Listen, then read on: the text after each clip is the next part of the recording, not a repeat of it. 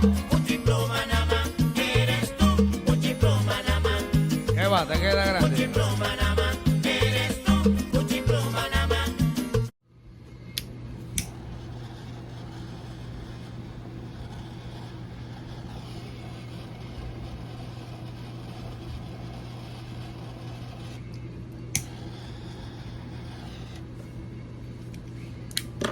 Hi everyone. Thanks for tuning in to this episode of Cigar Chat. It's been a while since I did an episode, so I figured make a little episode today and just kind of talk about what's going on with everybody and everything. What's going on with us specifically. Everything is good on my end over here in Florida. Latest thing is we're going to be going to the PCA show, which for those of you guys that don't know, it's the annual International Premium Cigar Association of America show. So, what exactly does that mean to us, right? And to most people?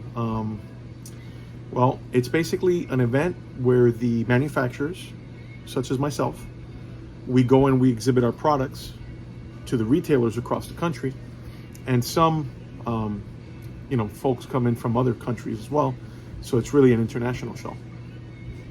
What are we expecting with this show? We are expecting to basically grow the brands a little bit more.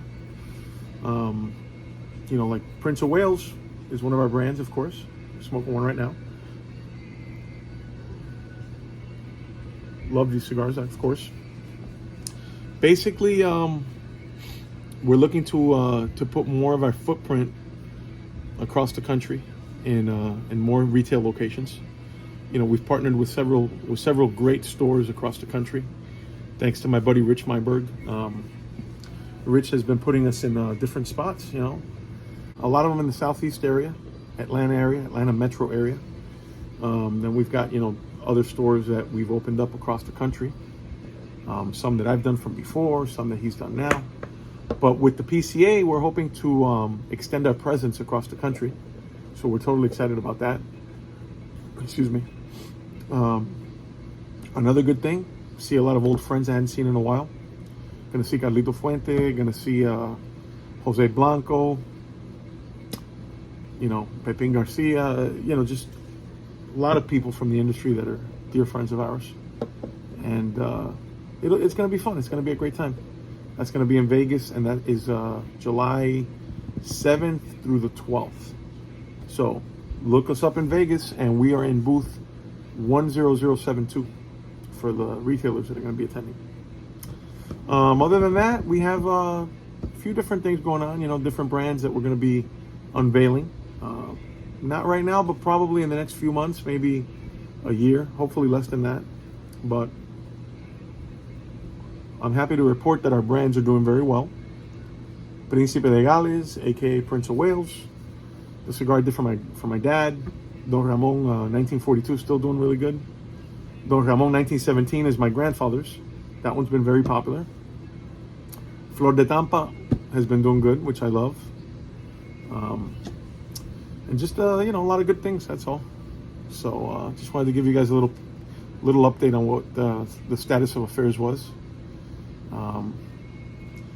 I've been so busy lately, haven't really had a chance to smoke and enjoy myself the way that I like to. But I guess that's part of the thing, right? I mean, they always say that being busy is a good thing. I agree. Oh, and it is Flag Day, so we have our flag up over there, as you guys can see. So happy Flag Day. And this one is very good. I'm really enjoying this one. It's a nice, mild Connecticut Robusto from the Prince of Wales. Mr. Ebor's original brand. One other thing I wanted to show you guys is a little monument up in Ocala that is dedicated to an area of Ocala that was called Marti City.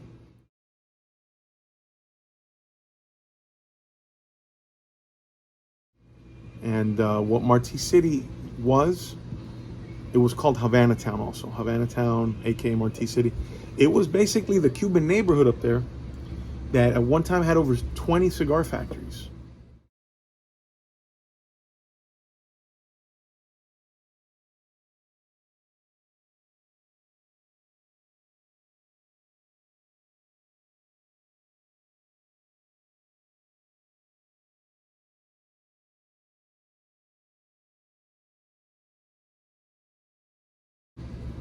And that's a pretty amazing piece of history in Florida, Cuban-American history in Florida. That was basically late 1800s, early 1900s.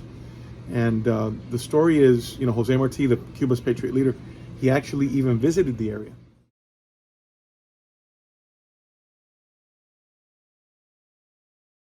You know, when the factories were there, as he did in Tampa and Key West as well, and New York, which is where he was living at the time. But he was rallying support for Cuba's War of Independence. And once that ultimately happened back in 1902, he was already, you know, killed. He was killed in battle some years before. But once that happened, 1898, I should say, it kind of came into the early 1900s.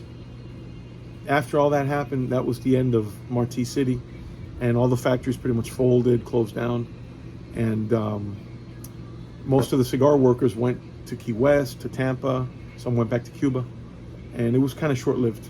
But it's a pretty neat piece of history, especially if you're a cigar guy. And of course, I'm a fellow history nut, which you guys know. So I thought it was pretty good. I thought it was cool to go check it out. So I'll include this in the video so you guys can see it. Thanks, guys.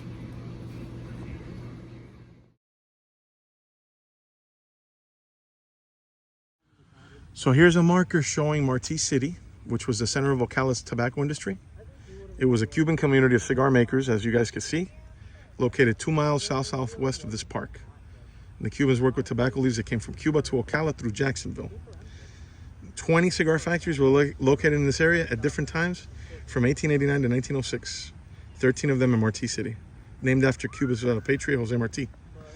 So this is something that has been on my bucket list to come visit for years. Had never had a chance, but I'm in Ocala today, beautiful Ocala. And we decided to make a little stop here and check this out. After most of these factories shut down, a lot of the cigar makers went back to Tampa, some went to Key West as well, some went back to Cuba. So it was very historic here. It's a shame that the cigar industry did not continue, but it's a piece of Cuban history in Florida, which I love. There it is right there. Marti City, Ocala's piece of Cuban history and cigar making right here in Ocala.